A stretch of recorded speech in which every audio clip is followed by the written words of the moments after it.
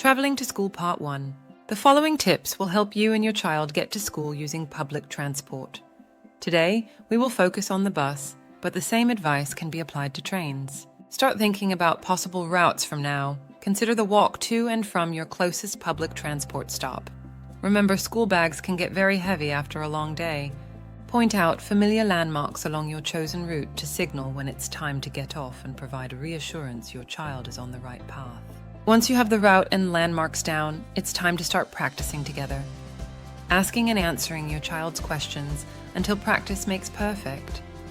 Sometimes this can take up to 6 round trips. Buses, like trains, all have a sign showing the stop name. This is usually linked to a landmark or a road name close by. The sign will also tell you which direction the bus is heading towards.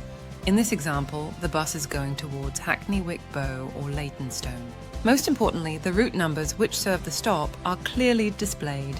Notice some buses run 24 hours a day. Some stops also display printed route maps and timetables, and some have digital countdown signs offering live information on when your bus is arriving. Some have large letters at the top of the stop allowing you to monitor live information using a transport app on your phone. Select a mode of transport that works for your family. Plan the route, factoring in walking time. Highlight child-friendly landmarks along the route. Explain the signage. It seems obvious, but remember it's a totally new concept for children. Start as early as you can, and remember practice makes perfect. Coming soon, safety rules when traveling Part 2.